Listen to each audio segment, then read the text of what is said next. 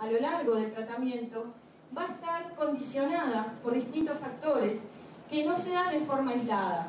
Por lo general no es que presente una anorexia o una mucositis sola o solo diarrea, sino que se presentan distintos síntomas en simultáneo, lo que hace que la complejidad de cubrir el aporte del requerimiento por vía oral se hace más dificultoso. Debemos pensar que si estamos cubriendo menos del 70% del requerimiento por vía oral, ya tenemos que pensar en una suplementación. No podemos postergarlo más. Debemos ir buscando alternativas que logremos revertir y que el aporte se transforme en un 100%. De manera que ese 30% o menos que tengamos que dar por suplementación, que sea una suplementación completa, para asegurarnos micronutrientes que quizás en esta selección que vamos a tener que hacer por la sintomatología que presente, están ausentes. De manera de que esto es un elemento bien importante. No esperar más. Si ya hay un bajo aporte, si ya hay un 30% menos del aporte que está recibiendo, no esperar más, empezar a suplementar. Y esa suplementación tenemos que ser muy cuidadosos. En nuestro país, por ejemplo, el tipo de suplementos tienen sabor avainillado o sin sabor. En el caso de los niños, los suplementos que hay específicos para pediatría, todos tienen sabor a vainilla, lo que hace que queda muy fijo el sabor y a veces produce rechazos. Entonces tampoco podríamos decir vulgarmente quemar esa situación, o sea, ese sabor, para que después el paciente no lo quiera consumir más. Hay estudios que demuestran que el uso de suplementos más de 3 o 4 días a continuidad ya empieza a ser rechazado por el propio paciente. Y en la práctica clínica nos pasa. Lo ofrecemos, empezamos quizás a agregárselo a alimentos para enmascararlo, pero a veces el enmascararlo se transforma en que todo tiene el mismo sabor. Entonces tenemos que ser muy cuidadosos, utilizarlos, pero en forma y en ese momento, cuando el niño no llega a su aporte, sino retirarlo. Y ahí permite ser un buen aliado para nosotros. Algunas recomendaciones cuando estamos frente a un paciente que está con náuseas y vómitos: el tratar de hidratarlo, una alimentación fraccionada. Los alimentos secos, principalmente en las náuseas matinales, son mejor tolerados que los alimentos líquidos. Ofrecer alimentos frescos a temperatura ambiente y blandos, ¿sí? Ni fríos ni calientes, y no alimentar al niño 1 hora antes de la quimio o de la radio para evitar esta sensación nauseosa o que vomite lo que ingirió. Luego de la sesión, esperar 1 hora para alimentar al niño. Fíjense que a veces eso hace que pase muchas horas sin alimentarse y nos quede poco tiempo para poder dar el aporte total. Evitar alimentos con gran contenido de grasa, picantes, olores fuertes.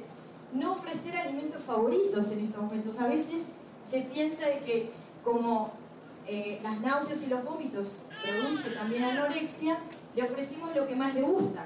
El problema es que después lo asocia a que cuando lo como, vomito. Entonces no es una buena estrategia. Hay que buscar es un trabajo permanente, ¿sí? Es un trabajo con estos chicos que tenemos a toda hora. Ver qué tolera, si lo toleró, cuánto comió, ¿sí? No podemos postergar ese seguimiento que tenemos que hacer.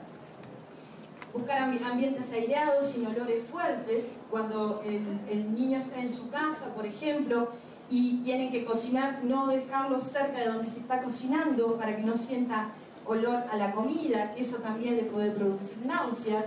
Que use ropa suelta y no acostarse inmediatamente de haberse alimentado. Con la diarrea, ahí hay un error, ese uno está de más. Con la diarrea hay pérdida de peso, hay disminución o pérdida de apetito, el niño se siente débil, puede llegar, en función del volumen de deposiciones, puede llegar a una deshidratación, de manera que es bien importante abordar esta situación. Otra vez vamos a buscar el fraccionamiento a lo largo del día de los alimentos, ofrecer líquidos, excluir alimentos con lactosa para evitar el estímulo a nivel intestinal, suministrar alimentos bajos en fibra, proporcionar proteínas de alto valor biológico con bajo tejido conectivo y bajo contenido de grasa para que sean mejor utilizadas, y recurrir a fibra modificada por cocción y subdivisión.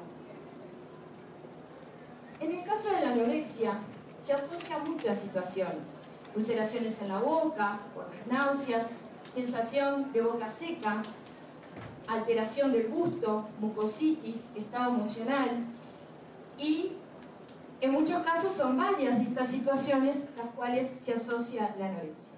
Por eso tenemos que ir en función de la sintomatología, buscar cuál es la mejor alternativa. Por ejemplo, la resequedad de boca, ofrecer alimentos más húmedos que ayuden y que estimulen el poder alimentarse. Por otro lado, la alteración del gusto, la alteración,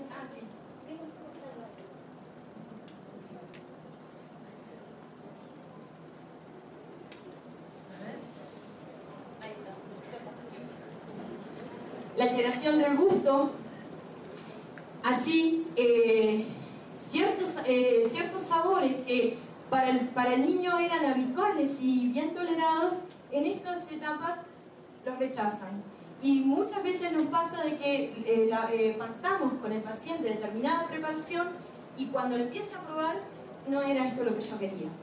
Entonces, en realidad, eso es muy cotidiano, eso nos pasa muy seguido y tenemos que entender que eso se da por esta alteración del gusto y tenemos que ir buscando las estrategias para ir adaptándonos a la situación.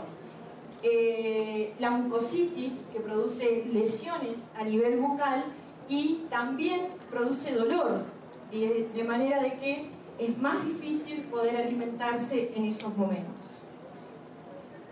El uso de suplementos en este caso son una buena herramienta en la cual nos podemos asegurar un mayor aporte energético con una buena composición nutricional en pequeños volúmenes, o por ejemplo líquidos o en formas espesadas.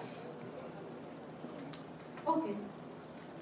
Dentro de las estrategias nutricionales habíamos dicho que desde la vía oral, cuando la ingesta ya es menos del 50% de los requerimientos, tenemos que pensar en una nutrición enteral.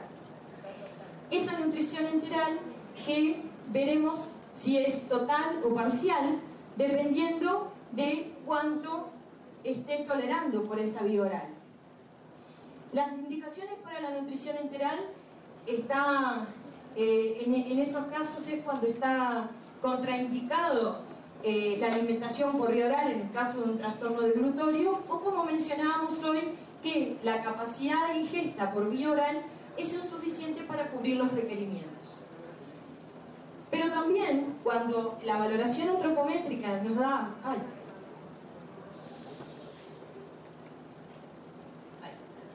Cuando la valoración antropométrica nos da por debajo del percentil 10 en peso edad, peso talla edad, en la circunferencia media braquial, tenemos que estar pensando en un soporte nutricional enteral. Y sin duda, cuando hay una pérdida de peso significativa en un intervalo de tiempo muy corto, también deberíamos pensar en la herramienta de la nutrición enteral para el soporte. La vía de acceso va a depender, como decíamos hoy, si el abordaje puede ser por una sonda nasogástrica o debe ser una gastrostomía, y ahí se va a definir en función de los tiempos en los cuales se vaya a utilizar esa nutrición enteral o del tubo digestivo como esté comprometido. En el caso de la nutrición enteral nocturna, que lo utilizamos en muchos casos en el cual nos permite dar un porcentaje, muchas veces hasta el 70 o 80% de los requerimientos del niño en una nutrición nocturna, y posteriormente a lo largo del día ofrecerle alimentos cuando tiene ganas.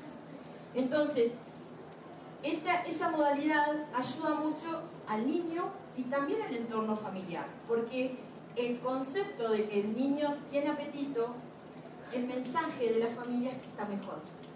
Entonces, en la medida que yo cubro los requerimientos, me aseguro que está recibiendo lo que necesita de macro y micronutrientes, el resto puede ser mínimo lo que consuma por vía oral, pero es un estímulo desde el punto de vista emocional para el niño y también para la familia.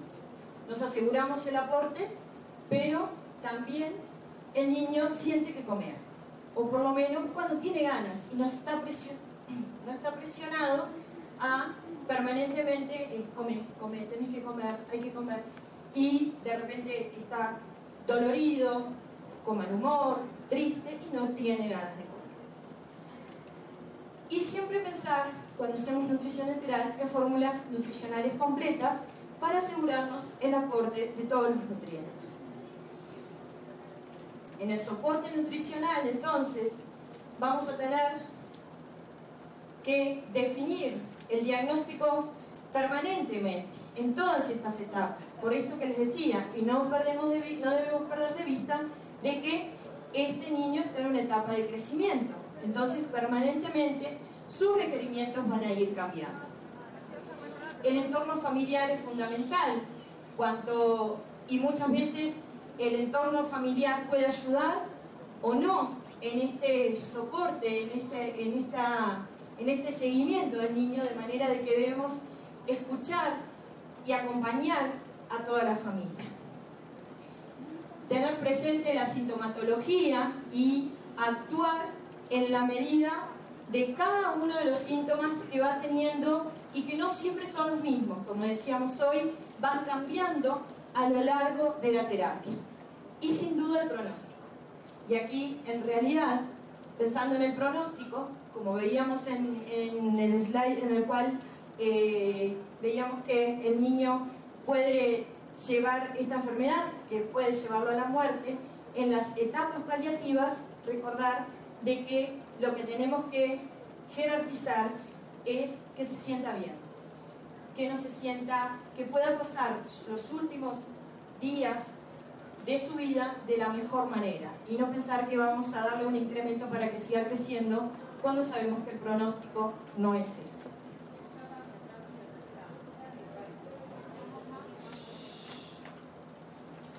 Muchas gracias.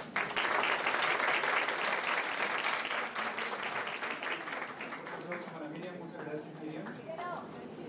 Continuamos con el eje temático de nutrición y enfermedad, y ahora invitamos al doctor Alejandro Hidalgo, que va a realizar con el tema soporte nutricional en el paciente con patología hepática. El doctor es médico cirujano por la Universidad Nacional Autónoma de México, es especialista en medicina interna y especialista en terapia intensiva, y es ex jefe de la unidad de terapia intensiva del Hospital General Regional de México. Les llevamos con una mano.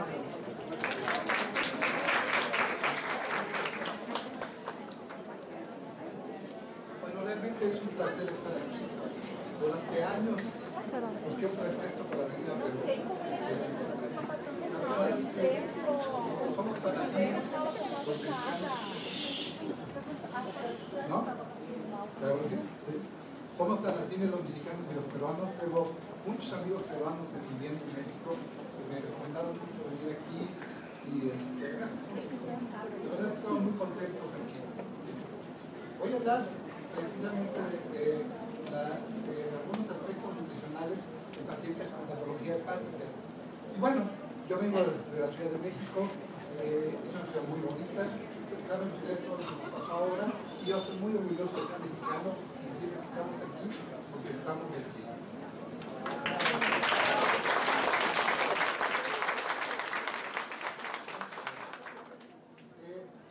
Cuando yo era joven, y créanme que fue hace mucho tiempo, en anatomía se hablaba mucho de si era sistema digestivo o aparato digestivo. Ustedes ya son jóvenes, entonces ya saben qué es sistema digestivo, pero todavía hay libros que hablan de aparato digestivo, y aparato se refiere a un sistema que está en pocos espacios corporales, en cambio un sistema está en todo el cuerpo. Esa es la diferencia entre sistema y aparato. Bueno, en el sistema digestivo incluye órganos que no son parte del tubo digestivo, como el hígado. Y el hígado tiene algunas funciones tanto endócrinas como exócrinas como en la digestión. Vamos a hablar en estos momentos, en este tiempo, de cefalopatía hepática, de los objetivos de la pantalla, los objetivos de la terapia nutricional, de nutrimentos, de los probióticos, prebióticos y simbióticos, algunos tips de nutrición clínica del paciente hepatopata,